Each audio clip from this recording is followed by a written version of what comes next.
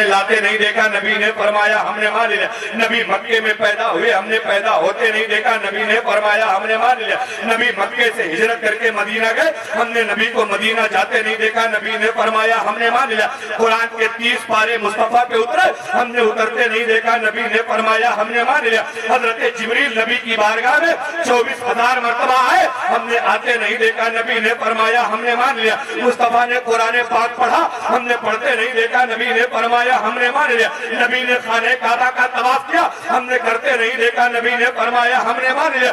نبی نے زمزم کو پیا، ہم نے پیتے نہیں دیکھا، نبی نے فرمایا ہم نے مان لیا۔ نبی نے حجر اسود کو چوما، ہم نے چومتے نہیں دیکھا، نبی نے فرمایا ہم نے مان لیا۔ نبی نے نمازیں پڑھی، ہم نے پڑھتے نہیں دیکھا، نبی نے فرمایا ہم نے مان لیا۔ نبی نے 11 نکاح فرمایا، ہم نے کسی کو نہیں دیکھا، نبی نے فرمایا ہم نے مان لیا۔ نبی کی 7 اولادیں ہوئی، ہم نے کسی کو نہیں دیکھا، نبی نے فرمایا ہم نے مان لیا۔ جنگ احد میں مصطفیٰ کے کنتار مبارک کو شہید کیا گیا، ہم نے شہید ہوتے نہیں دیکھا، نبی نے فرمایا ہم نے مان لیا۔ طائف کے میدان میں مصطفیٰ کو پتھر مارے گئے، ہم نے پتھر کھاتے نہیں دیکھا، نبی نے فرمایا ہم نے مان لیا۔ انگلیوں کے بیچ سے پانی کا چشمہ نکلا، ہم نے نکلتے نہیں دیکھا، نبی نے فرمایا ہم نے مان لیا۔ اشارے سے مصطفیٰ نے سورج کو بلایا، ہم نے بلاتے نہیں دیکھا، نبی نے فرمایا ہم نے مان لیا۔ اشارے سے نبی نے چاند کو ٹکڑے میں توڑا، ہم نے توڑتے نہیں دیکھا، نبی نے فرمایا ہم نے۔ زور سے بولو ہم نے۔ کیوں؟ ایک دیکھنے والے کا کہا مان لیا ہے، ارے ایک دیکھنے والے کا کہا مان لیا ہے، ارے بن دیکھے تجھے ہم نے خدا مان لیا ہے، بن دیکھے تجھے ہم نے خدا مان لیا ہے۔ زور سے بولو پیڑ کہاں لگتا ہے؟ ارے یقین رکھو یار، مصطفیٰ کے منبر پہ بیٹھ کے جھوٹ تھوڑی بول رہے ہیں۔ پیڑ کہاں لگتا ہے؟ اچھا ابھی تک کتنے لگ گئے بتاؤ؟ گنے ہو؟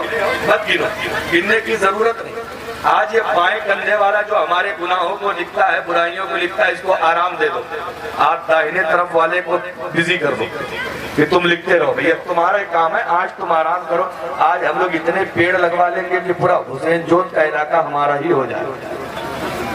اچھا ایمانداری سے بتاؤ، جب دنیا میں پیڑ آپ لگاتے ہو تو کیا مقصد ہوتا ہے؟ 3 مقصد۔ ہمارے کچوشا شریف علاقے میں صحیح صاحب قبلہ پیڑ 3 مقصد سے لگایا جاتا ہے۔ نمبر 1، آدمی پیڑ لگاتا ہے پھل کھانے کے لیے، جیسے آپ نے آم لگا لیا، امرود لگا لیا، سیب لگا لیا، کیلا لگا لیا، آڑو لگا لیا، آلو بخارا لگا لیا، سنترا لگا لیا، خوبانی لگا لیا، چیکو لگا لیا۔ کیا مقصد ہوتا ہے؟ پھل کھانا۔ نمبر 2، ایک مقصد اور ہوتا ہے پیڑ لگانے کا، لکڑیاں کاٹ کے بیچنا، جیسے آپ نے کلپس لگا لیا، شیشم لگا لیا، ساگوان لگا لیا، پاپولر لگا لیا، شاکو لگا لیا۔ کیا مقصد ہوتا ہے؟ پیڑ جلدی سے موٹا ہو جائے، کاٹ کے لکڑی بیچے، نفع مل جائے۔ ایک مقصد اور ہوتا ہے پیڑ لگانے کا، سایہ حاصل کرنا، جیسے آپ نے نیم لگا لیا، پاکڑ لگا لیا، برگد لگا لیا، پیپل لگا لیا۔ کیا مقصد ہوتا ہے؟ سایہ حاصل کرنا۔ میں نیپال میں تقریر کر رہا تھا ناظم صاحب قبلہ، وہاں ایک بندہ نیپالی کھڑا ہو گیا، کہنے لگا حضرت ہمارے ہاں 4 مقصد سے پیڑ لگتا ہے۔ ہم نے کہا بھیا چوتھا کون ہے؟ بولا حضرت 3 وہی والا جو آپ والا ہے۔ ہم نے کہا چوتھا کون؟ بولا آدمیوں کو باندھ کے مارنے کے لیے بھی پیڑ لگایا جائے۔ لیکن حسین جوت والوں آپ تو نہیں لگاتے نا مارنے کے لیے، آپ کے یہاں بھی پیڑ 3 مقصد سے لگتا ہے۔ اب ایمانداری سے بتانا، آپ بیٹھے ہو حسین جوت میں، پیڑ کہاں لگا ہے؟ سبحان اللہ والا پیڑ کہاں لگا ہے؟ زور سے بولو پیڑ کہاں لگا ہے؟ سبحان اللہ، آپ نے کہا پیڑ لگا ہے جنت میں۔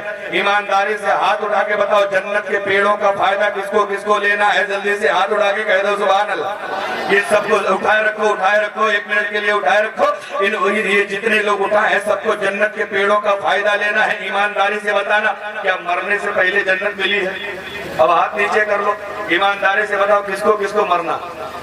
حضرت آدھے ہاتھ غائب ہو گئے، جو جنت کے چکر میں سب اٹھائے پڑے تھے وہ مرنے کے چکر میں آدھے غائب۔ یاد رکھنا، ہاتھ اٹھاؤ گے تب بھی مرنا ہے، نہیں اٹھاؤ گے تب بھی مرنا۔ موت کا وقت آئے گا تو جانا ہی جانا۔ اب ذرا ایمانداری سے بتانا، ہم نے رب کے نبی کی بارگاہ میں عرض کرتے ہیں یا رسول اللہ ہم نے سبحان اللہ کہا ہے، آپ کی حدیث کے مطابق بندہ سبحان اللہ کہتا ہے تو پیڑ جنت میں لگتا ہے، یا رسول اللہ ہم نے سر شام سے لے کر اب تک اناؤنسر کی شاعری پر، نعت خواہ کے نعت پر، مقرر کی تقریروں پر، نبی کے نام پر، سید سادگان کی آمد پر ہم نے یہ سبحان اللہ کہا ہے، ہمارے نام کے جو پیڑ جنت میں لگے ہیں ذرا یا رسول اللہ ارشاد فرمائے ان پیڑوں کا فائدہ ہمیں کب ملے گا؟ نبی فرماتے ہیں میرے امت کے لوگوں جتنا پیڑ سبحان اللہ کہہ کے تم نے جنت میں لگوایا ہے اس کا پتا پتا اس کی ڈالی ڈالی قیامت تک سبحان اللہ کہنے والوں کے لیے جنت کی دعا کرتی رہے گی، جنت کی دعا کرتی رہے گی۔ سبحان اللہ، کتنا فائدہ ہے، اس لیے انعام نہیں دیں گے تو گھاٹا ہمارا، سبحان اللہ نہیں کہیں گے تو گھاٹا آپ کا۔ ہم لوگوں کا بہت جگہ پہ گھاٹا ہوتا رہتا، اپنا مت کرواؤ، یہ عرس پھر سال بھر کے بعد ہوگا، خدا جانے کون جیتا ہے کون مر کے چلا جائے گا، اس لیے پورا مجمع ذرا ایک بار محبت سے زور سے کہہ دو سبحان اللہ۔ اور رات توجہ کرنا، حضرت عمر نماز پڑھ کے آئے، سیدھے اسی عورت کے گھر پہنچ کے دروازہ کھٹکھٹایا، عورت نے پردے کے پیچھے سے پوچھا کون؟ کہتے عمر ہو، وہ کانپنے لگی، ہائے رے میرے مولا، ابھی میں نے شام میں کہا تھا دودھ میں پانی ملاؤ، صبح عمر گھر آ گئے، کہنے لگے حضور فرمائے کیسے آنا ہوا، آپ ہمیں بلا لیتے تو ہم آتے، آپ نے زحمت کیوں فرمائی؟ حضرت عمر کہتے تجھ سے بات نہیں کرنا، اس لڑکی کو بلاؤ جس سے رات میں تم بات کر رہے تھے، اب تو اس کے کاٹو تو خون نہیں۔ کہنے لگے باپ رے ان کو اتنے اندر کی بات کیسے پتا، اتنے اندر کی کیسے پتا، اس کا مطلب کسی نے مخبری کری ہے، ان کو کیا پتا کہ یہ باتیں حضرت عمر خود ہی سن رہے تھے۔ لڑکی آ گئی، آنے کے بعد حضرت عمر سے پردے کے پیچھے سے سلام کر کے کہتی حضور فرمائے کیسے آنا ہوا، ہم غریبوں کے گھر پہ آپ جیسے مقدس ہستی کیسے تشریف لائی؟ حضرت عمر کہتے بیٹی جو تو نے رات میں اپنی ماں کو جواب دیا ہے نا، وہ جواب مجھے اتنا پسند آیا ہے، اتنا پسند آیا ہے، اتنا پسند آیا ہے کہ میں نماز پڑھ کے اپنے گھر نہیں سیدھے تیرے گھر آ گیا ہوں، اور سن لے میرا ایک لڑکا ہے، تیرے اوپر کوئی دباؤ نہیں، کوئی زبردستی نہیں، کوئی پریشر نہیں، کسی طرح کا کوئی دباؤ نہیں ہے، اگر تو چاہے تو میں تجھے اپنے گھر کی بہو بنانا چاہتا ہوں۔ او میرے بھائی حسین جوت والو، کون عمر 36 لاکھ مربع کلومیٹر کے حاکم بیٹے کا رشتہ لے کے دودھ والی غریب کے گھر پہنچ گئے، کیوں؟ انہوں نے دولت نہیں دیکھا تھا، ایمان دیکھا تھا، انہوں نے مالداری نہیں دیکھی تھی، دینداری دیکھی تھی۔ پہنچ کے گھر پہ پہلے تو بچی شرمائی، پھر بعد میں کہتی حضور کون نہیں چاہے گا کہ امیر المومنین کی بہو بن جائے، کون نہیں چاہے گا کہ عمر کے گھر کی شہزادی بن جائے، حضور مجھے یہ رشتہ منظور ہے، شادی ہو کے بہو گھر پہ پہنچ گئے۔